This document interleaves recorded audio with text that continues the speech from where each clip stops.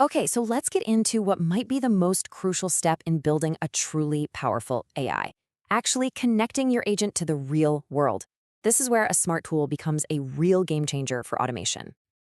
I mean, think about it. You've spent all this time building an AI that is, for sure, incredibly smart. It has access to pretty much all the world's knowledge. But here's the real question, the one that actually matters. Is it useful? Can it do anything with all that intelligence? Because an AI that can't interact with the outside world is, well, it's basically a brain in a jar. It's brilliant, no doubt.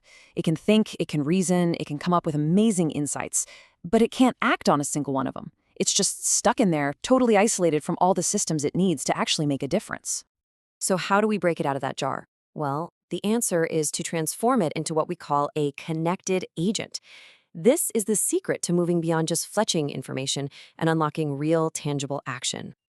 So how do we actually do it? We give our AI digital hands and feet, and we do that using APIs, or application programming interfaces.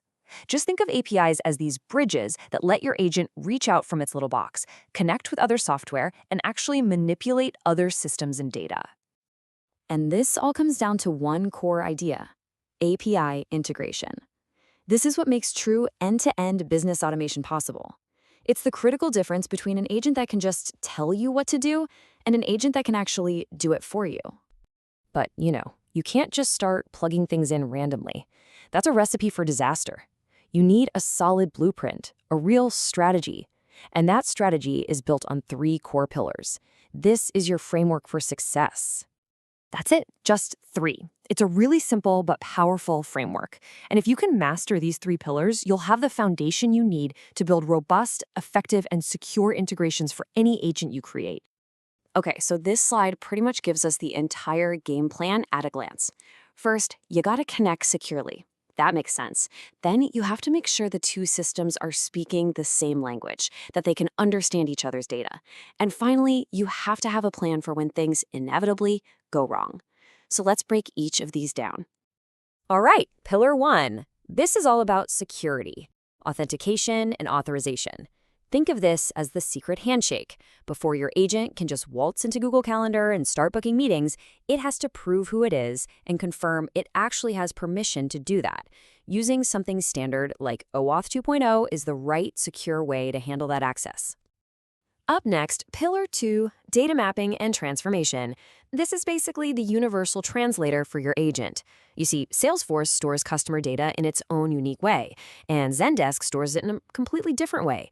Your agent has to be smart enough to take a record from Salesforce and correctly reformat it so Zendesk can understand it. Without this, you just have a total mess, data chaos.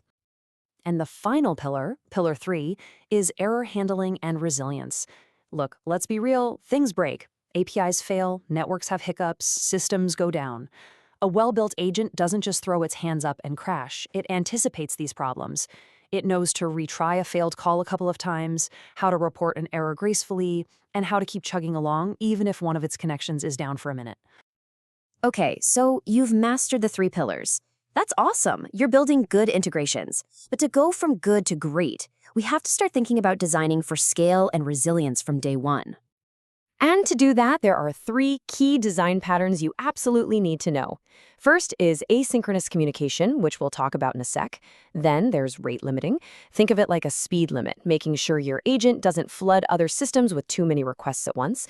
And third, circuit breakers. This is a safety switch that tells your agent to stop trying to call a system that's clearly failing. These 3 together are what keep your agent from falling apart under pressure. Let's really zero in on that first one because it's a total game changer. This slide shows perfectly why asynchronous communication is so important. A synchronous call is blocking. Your agent makes a request, and then it just stops. It waits. It's stuck until it gets a response. But with an asynchronous, non-blocking call, the agent sends off the request and is immediately free to go do other things. It's way more efficient, way more resilient, and it's really the only way to build a truly scalable system. So let's zoom out for a second. We've gone through a lot of technical stuff, right? From OAuth to asynchronous patterns. But why does all of this really matter? What's the big picture here? This quote right here it nails it. The future isn't about one giant super AI that does everything. No way. It's about a whole ecosystem of smart, specialized agents, all connected, all talking to each other to automate these incredibly complex workflows that no single system could ever handle on its own. So here's what I really want you to take away from all this. Mastering API integration, it's not just another technical skill to add to your resume. It's a strategic necessity.